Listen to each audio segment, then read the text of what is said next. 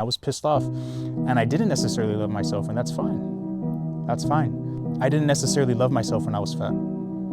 As fucked up as it may sound, I just didn't. Because I knew that I was killing myself. And I know we're dying each and every single day. We get closer to death every single day, but I was propelling that rate of death significantly.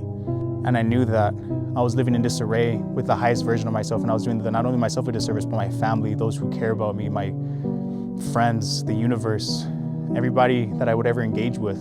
I was doing a disservice to them, even to complete strangers, even though they don't know who I am. My personal interactions with them were not nearly as high quality as they are now, because I would only be focused on how I'm being perceived, because I was in my own head, because I had responded to these emotions irrationally by binge eating, by overeating, by sleeping only a couple hours, by going to bed at 3 in the morning because I'd be up all night eating and watching Netflix.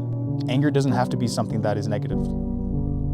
It can be something that can really revolutionize your life. And I feel like the sooner that you get pissed off about where you currently are, and the sooner that you truly decide that you want it bad enough to make a change in your life, then the sooner that you will see results. And of course, they're not gonna happen overnight, but the sooner that you can begin to show up for yourself and put in the work necessary. Because if you don't make that switch in your brain, then you're never gonna begin to take the steps necessary to put you on a different path, to break out of these endless loops, to break out of these cycles, to break out of all these hedonistic lifestyles that you've been developing over time because of your emotions, because you haven't responded correctly to your emotions.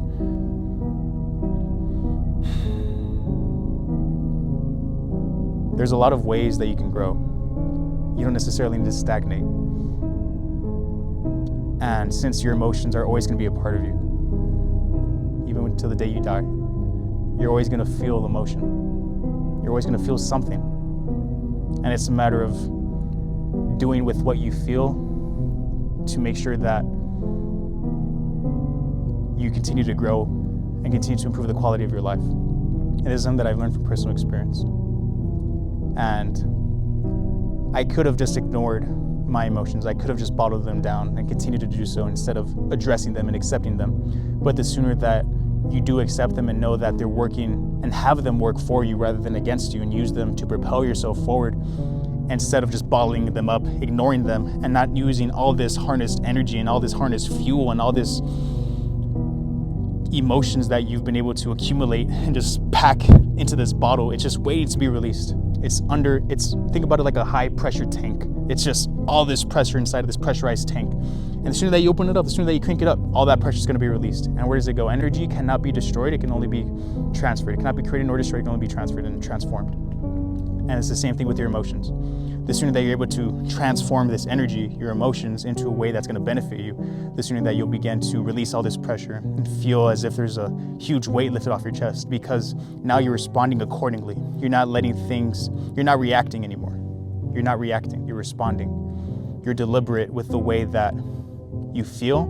You're conscious about it. You know what you're feeling. And even if you don't, you're trying to understand it, and you're continuing to move forward. You don't have to be self-destructive. You don't.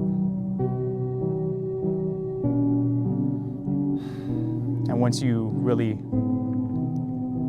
stop making that distinction between your emotional state and who you are, you'll grow. I can assure you this. I've seen it myself firsthand. Especially whenever things are tough, and especially whenever you feel like giving up, or you feel like everything is just constantly against you. You have a desire to be better. You have a desire to use all of this emotion as fuel. You have a desire, and that's the first thing, that's the most important thing, is a willingness to do so. Now you just need to act. I believe in you, but you need to believe in yourself.